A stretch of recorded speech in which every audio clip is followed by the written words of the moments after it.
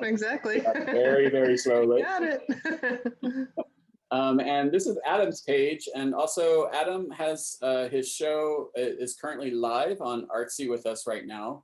And I'm super, super excited to get to have this conversation with you tonight, Adam. And so the way that we'll do this, just so everyone knows, is I'm going to have a conversation with Adam for like 15 minutes, and then we'll open up the floor to everyone else. I am going to be recording this and placing this into our YouTube library of visiting artists. So this will later be available to there to look at. And I'm going to do right now, Adam? I'm going to change to, I'm going to spotlight you so that you're the main video that everyone sees. Don't be intimidated. You just spent your entire day on Zoom conducting critiques of your students' work. So now you get to spend the next 10 hours talking to us as well. So. Yes. Now I want to say that I said this before, but I'm going to say it again for the benefit of everyone else. When Adam submitted to the photography exhibition, Fotografia 2021, for consideration here in Mexico City, and I saw his work, my immediate response, and the first piece I saw, by the way, was not this one. It was you floating here, Houston, I'm breathing and floating. And I saw this piece and immediately a smile came to my face, because it just, the contrast of like what we think in body image and the lightness of the image, and then just the concept of frolicking and the energy of it just overtook me, and I was immediately elated by the work, and I kept going back to it. I was like, and Adam, I have to say as well that this also became a theme that I began to look for inside of the work to balance out some of the seriousness of the exposition, because obviously we're coming off a very heavy year, 2020,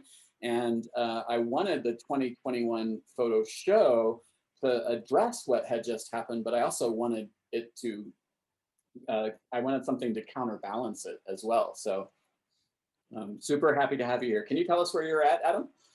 So I'm currently in Baltimore, Maryland, on the East Coast. You know, it's wonderful. A little cold out, but not terrible. Yeah, the home of John Waters. Yes. And at the art school that you teach at, is that the same one that John Waters was kicked out of, or? I think John Waters attended for a second and then just left. Oh, okay. I thought he was kicked out of that school. Yeah, he now has an honorary doctorate, actually, the same year that I graduated. So. Well, yeah, I have mixed feelings about honorary doctorates. I'll always have them until I receive one myself, and then I'll be thrilled and elated. But then I'm always like, oh, I want that honorary doctorate. I agree. Adam, can you give us a little perspective on the work that you produce and your history, how these projects are coming about for you? And yeah, so when I first started my journey as an artist, and I should say when I started kind of like I came out to myself as an artist in some ways, it was like 2008-ish. It's like I had my camera for a few years at that point, but then I started actually focusing on making artwork with it. And then fast forward to 2015 in grad school, when I started over at the Maryland Institute College of Art at MICA. Originally as an artist, I was like very steadfast in like, I can be queer and I can be an artist. I don't have to mix them. I really don't have to mix them. And then I just decided, well, I'm going to mix them this one time. And when I did that, it kind of just, the floodgates came open. And I realized how much I really enjoy doing artwork on my identity. Specifically, what were you doing prior to that? Like, what was the shift? Like, was the artwork disconnected from your personal narrative, or? So I think originally, I think we all go through most of us go through a phase of like, oh, let's take a series of ruin porn, except I didn't call it that. it was like, I called it a decay series. And then I was very interested in memorialism because I had never really gone to cemeteries, like more than, oh, the person is buried here, but I had never revisited them. And in New Mexico, we have what's called descansos, or roadside memorials, but they're legally protected. So if they're removed, the person could actually get in trouble, whoever removed them. So I kept seeing them all over the place, and then started focusing on like ghost bikes, which are white bicycles that are erected when a cyclist has been killed by like a vehicle of some sort. And that's actually what I applied to grad school with, is like a series of ghost bikes. I had this very Ed Ruscha way about going and documenting the work.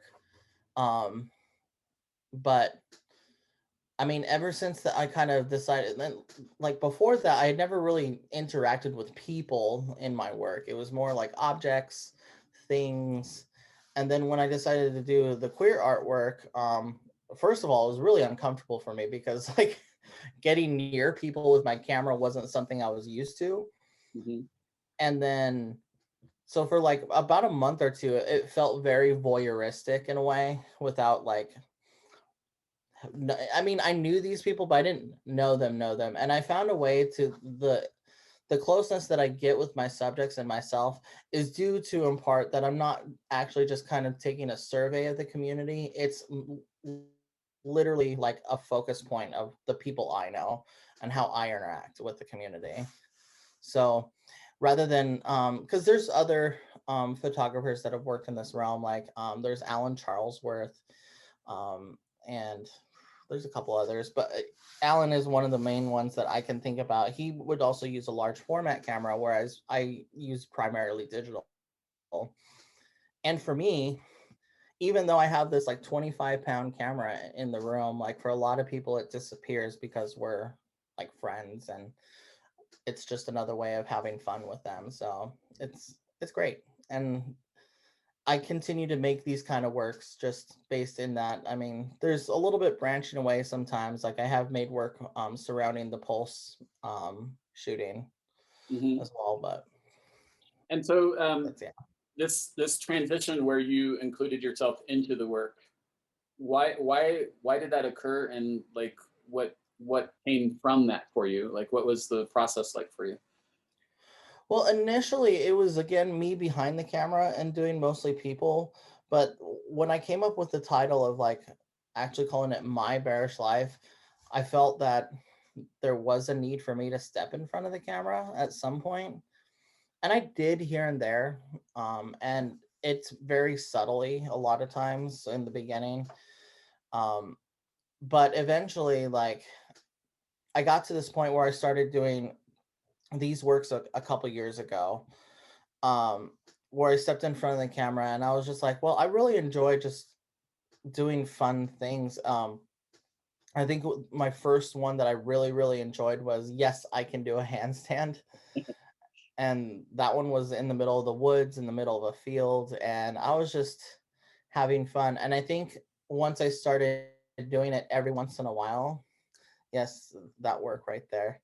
Um, when I started doing it more often, I was just like this. It reminded me of that moment of just like frolicking through a field. So hence the name Frolicking. Right. And So so you identify as non-binary trans?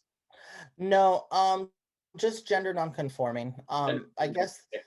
the best way to kind of deal with it is more or less male-ish in some capacities. I think for me, because a lot of things that when people say things like, oh, this is how a man is supposed to act, or you're supposed to have the balls to be able to do it, a lot of these things are like very off-putting for me and make me feel very uncomfortable. So I Mhm. realized I didn't identify as that, but I also didn't necessarily identify as female either. So it's kind of a mixture between everything. My own little bubble of creation in some ways. Yeah, of course. Yeah. I mean, and that's, I mean, that is what identity is, or is evolving towards, at least at a very slow pace. Can you talk a little bit about your relationship to, because I mean, you're naked in these photos. Mhm. So can you talk about the relationship of yourself to your body, and how that plays out within the queer community, and what your messages are here? Mhm. Yes, for sure. So it's kind of interesting because throughout most of my life, I've been somewhat chubby, except through high school. I went through a stint where I did wrestling and cross country for 3 years, and let me tell you, that was a different moment in my life. But aside from that, well, actually, not even necessarily aside from that, because I think every moment of my life, I've always looked introspectively at my body. Of course, you hear a lot of things just in media, like, "Ooh, you're fat. That means you're going to be diabetic, or you're a terrible person. You're a glutton. And some of these things just, I mean, for me, yes, I do overeat. Like that. That is true. Um, but for not everyone though, it can be a medical condition, and it is something that they can't necessarily control. So the reality is, I just started really finding myself what the chubbier I got in the last few years, um, that it wasn't necessarily about my body, that I'm like, my body doesn't define everything of who I am. And so when I look at me, I do see my body, but I also see me primarily. And my body will change shape. It'll gain stretch marks, and it'll get, I mean, I even have like a little skin tag that's formed right above my eye here, and I don't like that either, but at the same time I still don't dislike myself. So, and it's become a full circle thing for many ways, because I think even when I talk about in high school when I was at my skinniest, I feel like that was one of my most insecure times about my body. And my most secure that I've been is probably in current timing right now. And how has that? I mean, we're in a we're in the queer gay community, and body image. For all the things that men put upon women, the things that gay men put upon gay men, it feels, maybe only because of personal experience, but it feels like it's like a triple force in comparison. So I'm curious about the journey to acceptance of your body and the community that you're within, and if you could talk about, like, because to get to a perspective where you're comfortable in front of a camera, fully nude, and showing it with such lightness and humor as well, without like being degrading, which I think is really important, because there is artwork about body image and scale that has an element of self-deprecation to it, and this has none of that at all. So for you, talk about that journey, like. So for me, as a queer person, when I first came out, I think I automatically was introduced into like the bear community, which inherently is supposed to be a celebration of bodies other than the typical perfection, like six packs, muscular, skinny, honestly white, and like blonde hair or blue eyes and all this, like, because that was a very, very strict depiction of what gays should be. And like when they started becoming more and more visible in the 80s and 90s, and once the 2000s came around, the bear community kind of started forming in the mid 90s, and probably started becoming a little bit more popular in the early 2000s and more known. So being in that kind of community where you're welcome in that sense was fine.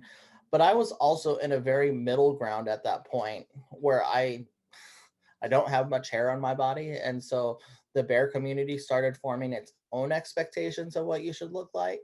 And I don't fit those expectations. I don't have a full beard. I don't have a lot of body hair. I'm just a chubbier person. And even in my own community, I still had to battle those issues at times. But I think in some ways, I've almost, I don't want to say I don't rely on other people's opinions, but I've learned to take a lot of opinions with a grain of salt. because ultimately they don't define who I am at the end of the day. Like I'm going to bed with myself, and how I think about myself is what's going to define my next day. So if I go to bed happy with who I am physically, then I'll wake up happy with who I am physically. And even if it's not the healthiest, this doesn't necessarily negate the fact that if I want to change the way I look, I have the right to change it. Like I can be like, I went to bed happy, but you know what? Today I'm going to eat healthier and I'm going to go for a 5 mile run. Right. Maybe in a couple years, but we'll see. And in terms of like how you're making decisions about what it is that you want to show, let's say particularly within the Frolicking series, like are there stories here that you're working with, or is it more abstract or generalized than that, or what is the how are you making these determinations about where you want to shoot, and what kinds of activities you're doing when you do this? So part of them is both being, I think in some ways I want to find spaces that like I normally like wouldn't be expected to be in, like maybe a hotel lobby or something of that nature. Um because being naked in what could possibly be a very public eye is like very scary and overwhelming. And but also in the same sense, because I am frolicking, I think the idea also is just to have a fun aspect wherever I decide to do it. Because like sometimes like this one, I found an abandoned house that had been derelict for many years, and me and a friend were just having fun there. And then there's the Houston one, where I was in a hotel room at a conference, and for me it was just kind of an escape. At that moment it was actually kind of an escape from the conference, because conferences can be very fun but also very overwhelming. So yeah, I needed that moment to kind of relax, and for me getting in front of the camera doing these frolicking things are also just a way for me to like meditate and kind of let go of things for a little bit. What is the so like with this image, like what is the process of deciding what the image is that you want to take, and then how do you make it happen? Like what are you are you carrying like an anti-oxygen or gravity machine, or like how do you make it happen? Because these are phenomenal images. They're not photoshopped, so you're not photoshopped into an environment. So Mm. I think mostly a lot of it is I feel like a lot of times lighting just captures my eye in general. I don't know if it's just because of the photographer in me, or if it's something in that, but sometimes I'll be like, oh wow, this lighting looks really nice. And then um I think like a process of things that I kind of have gone through with the series of like some things I wanted to show a way of how can I make um my life wearing a CPAP fun, because typically you're only doing it when you're sleeping, and like it's trying to prevent you from snoring, it's also trying to prevent you from dying. hey, So it's like it's one of those things that's like it's a serious tool, and it's very necessary, but at the same time it's one of those things where some people see it as a burden, which I kind of do in some ways, but it's a badge that I also want to wear with honor in some ways. So I think I wanted to kind of pay homage to it by having this fun moment, because I think technically my thought process with this one specifically is because there's air like flowing through the mask. Why wouldn't it make me feel like a balloon in some way? I love that. And can you is there a relationship between the works that you create and your teaching? Because you do teach at two colleges. Mm. It does this does it is it an additive thing to your work, or is it just merely distracting and a source of income? What is the relationship with your students? Does it add something to your studio process? So I think one of the things that like I do, not necessarily purposefully, but just kind of like naturally in some ways, is I try and create a safe space for all of my students. And it was one of those things. I was asked a question about a month ago, like, who do you remember as your first out and open queer educator? And I had to think about it, and I couldn't answer that because even through grad school, I did not have one single educator that was out and proud, um, either for one reason or another, if they are out or if they aren't necessarily. I mean, the reality is I think most of them weren't queer, but I want to be, I want to set that tone for people. Like, there are others, there are people in academia that are queer. And initially, like, for me and my students, it made me realize how important that actually is, um, to give a first year student who honestly in the COVID age is still at home, and for some of them are still kind of like in hiding or in like not full comfort of being able to explore who they are in their first year of college. So for me to give this like few hours on Zoom as a safe space for them, it was really important to me. So, and whether or not that you are queer, it also just offers a space for you to be comfortable. And I like to have dialogue. I like you to also tell me I'm wrong because when I am wrong, you need to tell me. And when I may not say things that are absolutely proper, I still have to learn too. So it's a Right. thing. That's great. I am going to open up the floor to the group to pose questions to Adam, and just keep in mind that listen for the cues if somebody starts talking when you're talking, to try to give some way, and I'll pay attention to the chat as well. So if for some reason you're getting overlooked, I'll force the issue to make sure you get your voice heard. So the floor is open. Please feel free to chime in and ask questions as you would like. Who's going to be brave? Hi, Adam. Zahava here. Hi. Um, I must say, I was at the opening as well, and I love the show, and I absolutely love your work. And I like you very much. I think that the way you show up so authentically in your art and also when you talk, it's so refreshing. It's just really fantastic. My work is all about no labels at all. Mhm. And so you just fit right into my entire idea of humanity. So good for you. My I really appreciate question, go ahead, sorry. I was just saying I appreciate that. I have a question about the how technically you take the photos. You usually have an assistant or a friend, or you put your camera on timer. How do you do it? So 90% of the time I'm by myself. And I usually will take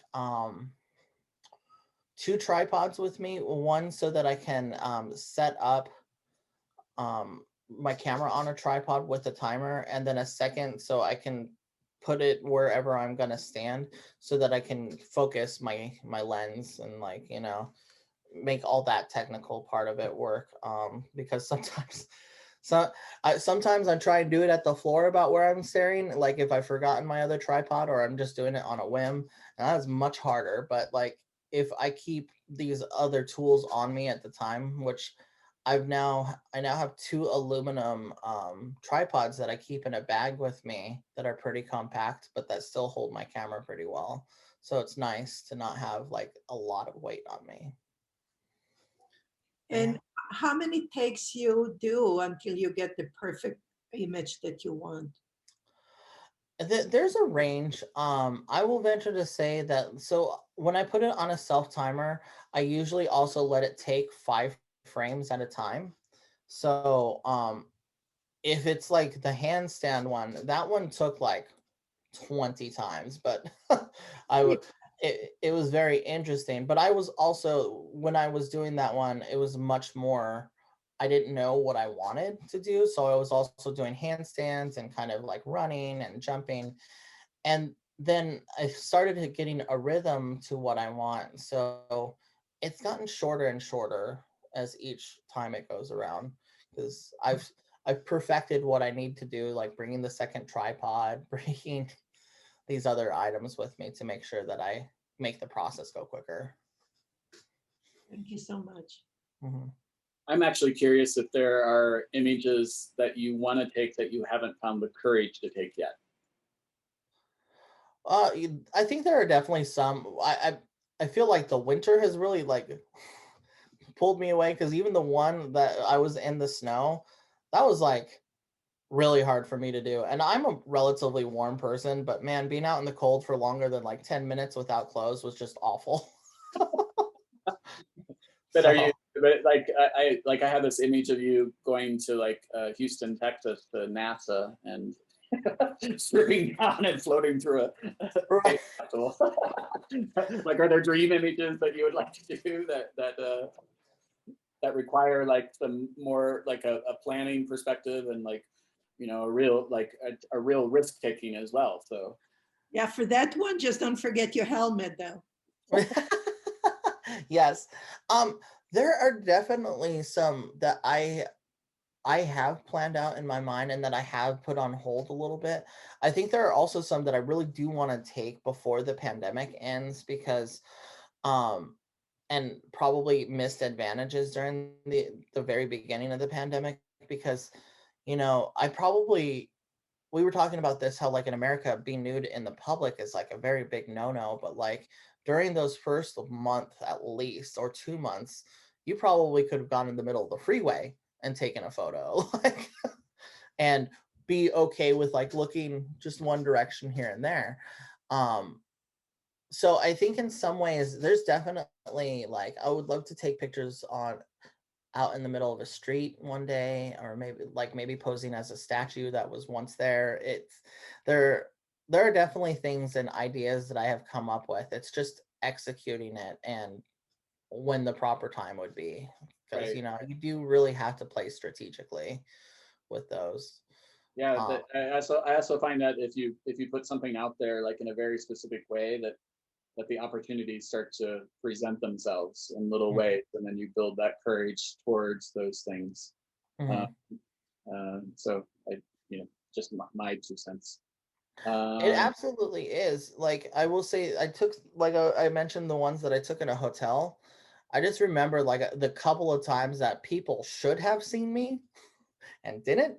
So that definitely heightens the adrenaline a little bit more, but it also just kind of makes you feel so much better once you've actually gotten this successful image too. So sure, and I think also, particularly depending on the volume of people, um, sometimes people are willing to ignore the evidence right in front of them just for comfort as mhm. well. So there's some sort of power available in that as well. Although now with everybody with a cell phone, it's like you'd be like Instagram notorious before anything, I think, as well. So you have to be a little bit more cautious. Yeah, that well, so there's that diptych where it said someone is coming.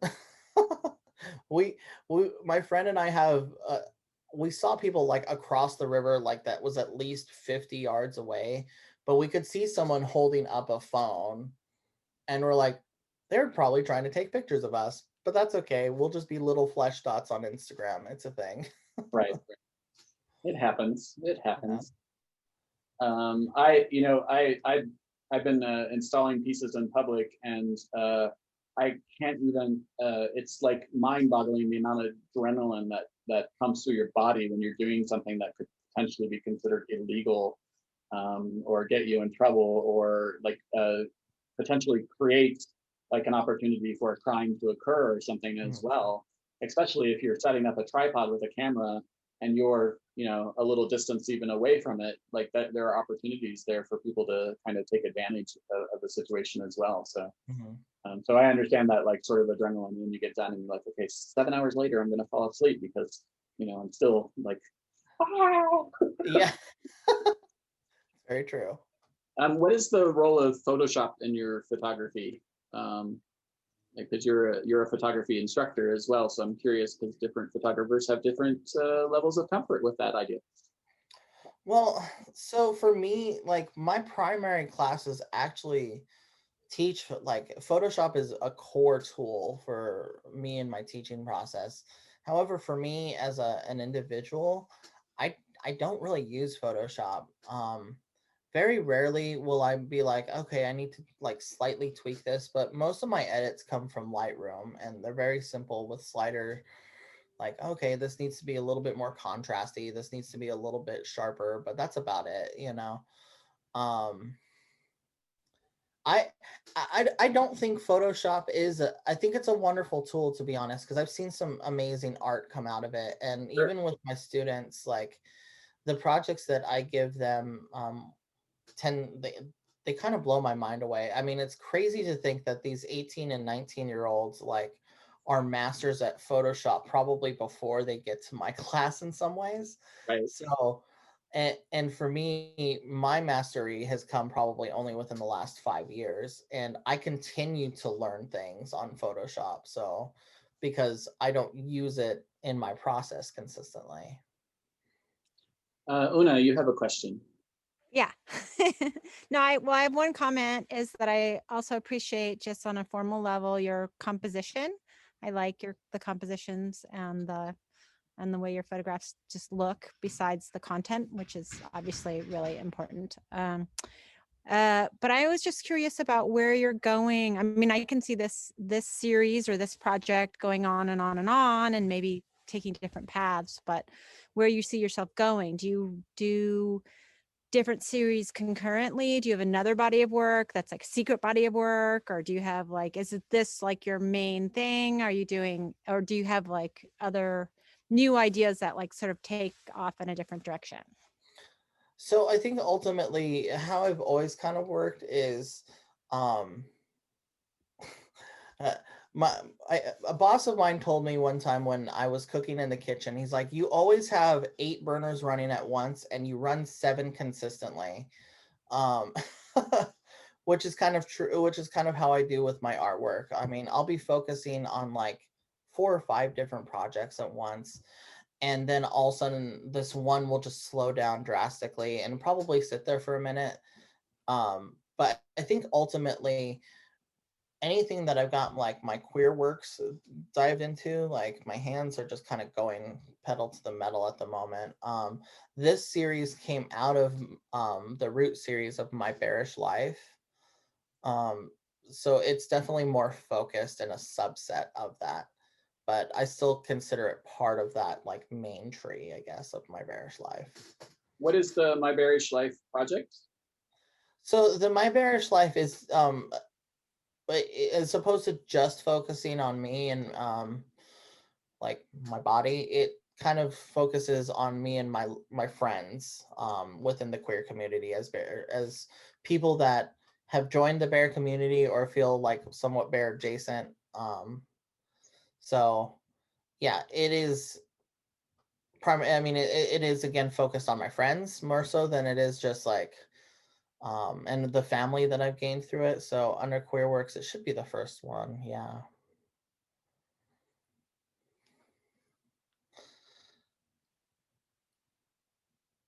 And this one does offer a bit more, a little bit racier nudity, but like also just kind of like I there are still things that like I try to stay away from.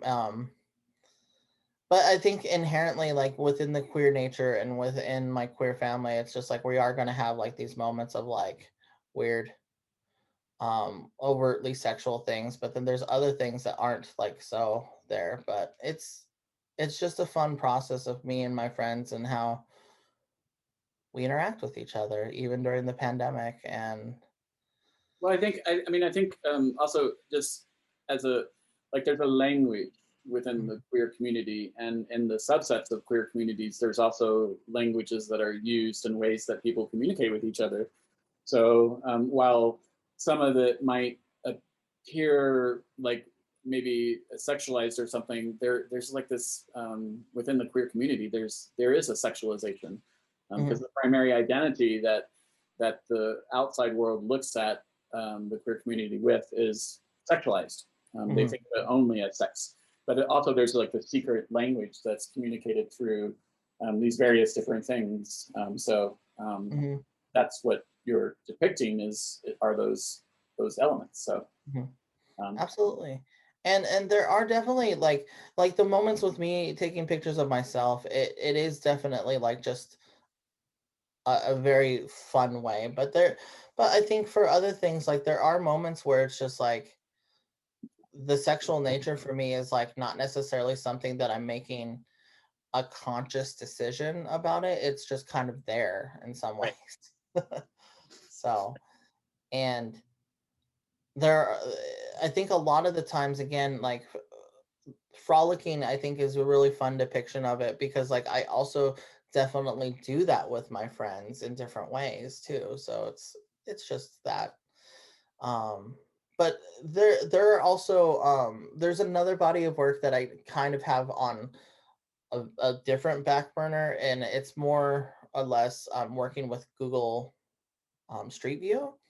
Okay. And one thing I noticed is like, we had about like 20 years ago, a gay bar disappearing or closing wasn't necessarily making news.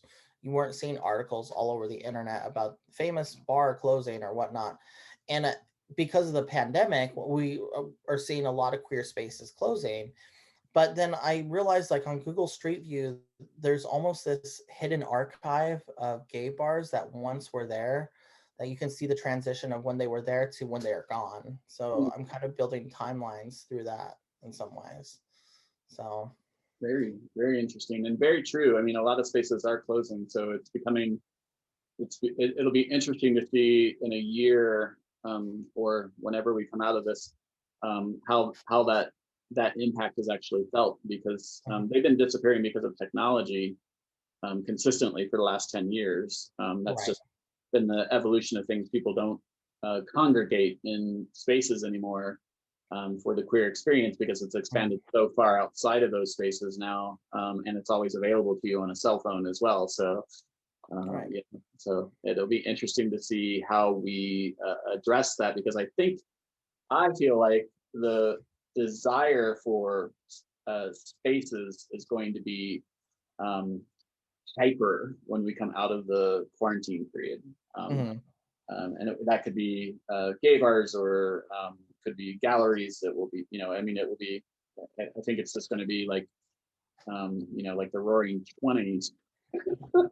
once we get to a certain point where people feel more secure about going out again. Do we have other questions? Anybody out there? I Anybody? do. Hey, John. Adam, I assume that the conference you were at in Houston was PhotoFest, just from the timeline. It Uh, actually was the week before Photo Fest. I was at the Society for Photographic Education. oh, lovely. Okay. Well, I was just wondering then, oh, okay, so you weren't at PhotoFest. So well, my question is really, where are you going with this? Are you looking to be published with it? Are you going to galleries? Are you going to museums? Where are you taking this particular collection, for example? I'm So looking for ideas mostly. I mean, so for me, I think when I started showing this body of work, I really didn't know where I wanted to like ultimately have it. I think I would love to see it in a museum one day, but I think part of me, one of the things that I've been doing recently is actually just exhibiting it in like pride centers or LGBT centers. Because there is definitely two audiences to it. One, of course, like in the home of making artwork within our queer community and showing it is always a fun experience because it's like this one is my own personal experience versus it being a survey of the queer community. Um, and because of that, when I do show it outside of that context, it still gets received pretty well. Because it's not just a history lesson or something. It's something that like I'm putting my own spin on it. So I mean I've had it in like one museum show. I've had it in you know, it's been all over the place, to be honest. And like the month of photography that's happening in Denver, there's a couple of the pieces that are going to be wheat pasted to a wall somewhere in Denver. So I'm really curious to see what that'll look like. And so for lack of better words, I'm not ruling anything out. So at the moment. We did that. We did a show in September called Soledad, where we put the artwork, we printed them and poster scales, and then put them around the area and attached a map to them so that people could view the show outdoors because there were no open spaces. And the only way that people could see anything was if they were passing through. I still enjoy the concept, and I've seen it appear in a couple of different ways. And even the photo show that we have up now, if we were still in red alert, we would have actually just taken the prints and put them out into the streets because, you know, that's how people were going to be able to experience it. So that's where the people are for the most part. So it is. I think it's a really interesting way of doing things for sure. And I hope to see those kinds of things continue forward after the quarantines as well. Mexico City obviously has a very robust culture of art in the streets. Like that is the primary space that most artists will go to. So there's no shortage of murals and projects and things in the streets. It's, you know, almost to the extent of litter. But I don't complain because my work is based on that. So yeah. So, do we have any other questions from the Peanut Gallery? I've got one. Hi, Adam. When you show in Denver, do you know if it's through a certain institution like Redline or Black Cube or? So I'm also in a Redline show right now as well. Denver became a real, like, I didn't realize how much they were all interconnected because one of the things that I do approach a lot of the calls is, especially for public ones like those, I will email them ahead of time. I'm like, is nudity okay? Because, like, you know, there's a lot of galleries that it's just simply, for them, it's not family friendly enough. So I don't, for lack of better words, it's my way of fishing out like, oh, well, I don't want to spend $50 on this call if it's just going to be automatically rejected because it has nudity. How did you find Redline? I found Redline through the one that I just mentioned. It's called Big Picture. So Mark introduced me to Todd, and he's like, you should email Todd about your work. And then both of them, without actually even applying to the show, both of them were like, can you just send me more works? And I was just like, okay, cool. And so I eventually applied, but all the networking that I did within that, within Denver was really fun because it's just like each person kind of connected me to them. But it took me like 5 or 6 emails to all of them that putting it out there. Hey, is nudity okay? Because there was a couple of them, like there's this one that's a projection on like an opera house that they said no.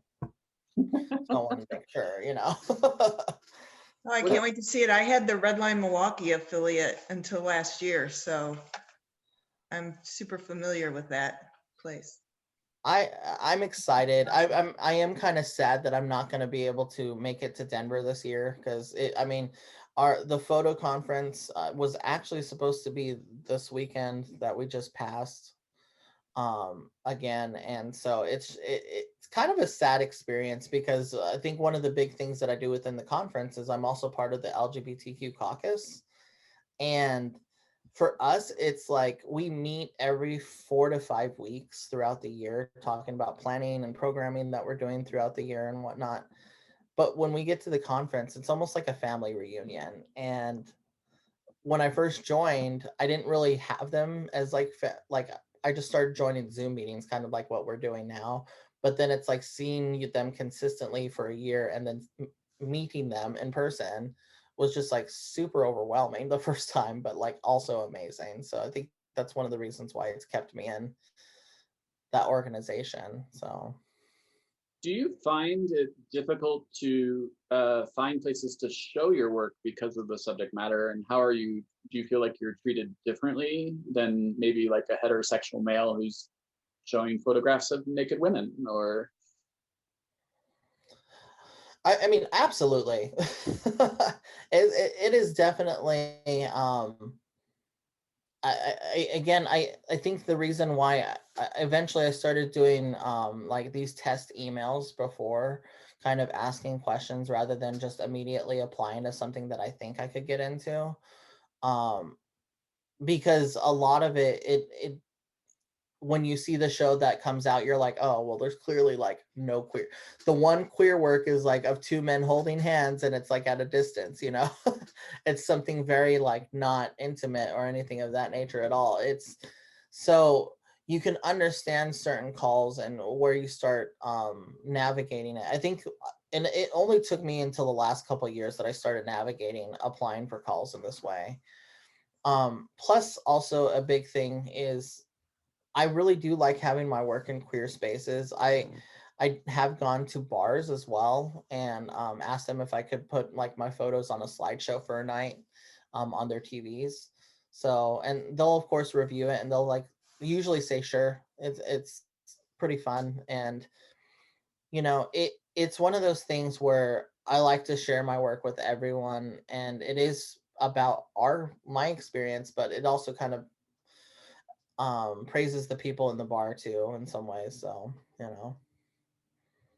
Well, I applaud your tenacity and resilience in the face of that, because I know that's not a rejections are never easy, but when your work is so personally based on your on identity and exploration too, it can be very challenging to see those rejections and everything. Do you offer any advice to your students or to other artists about accepting rejections and how to work with that? Or Well, I mean, we all hate having rejection, but it's kind of one of those things where I mean, I kind of treat it also in the same way of dating. Um, when a person that you approach isn't interested in dating you or interested in moving forward, that's not a personal attack. right. Unless they make it evident that it's a personal attack, but it's often not. It just they said no, and that's it. No's a no, and what we do from that is like, okay, well they said no, but there is a yes out there. There's definitely a yes somewhere or somehow, and I'm gonna find that yes. So I think it's more or less like, okay, well, we have a bunch of no's, but you know, when you find that one yes, it's much more special than all these no's. Sure.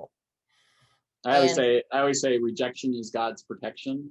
yeah, You know, so who knows what you're being protected from in that process as well. So yeah, for sure. well, I thank you for coming on with us tonight and talking about your work and everything too. Really, really appreciate it. I'm so happy to have you in the show, and super happy to get to work with you, and hope that we continue the relationship. And I said this on Friday night. I'm like, I am fairly certain that Mexico City is really liberal about nudity, because I see people on bicycles nude and nobody's getting arrested, and you know, so I think that there might be a future project for you to explore here in Mexico City as well. So thank you for taking the time to be with us tonight. Oh, of course. I'll do it again and whenever you want. Awesome. That's totally awesome. I want to also take a moment to show one of our guests this evening.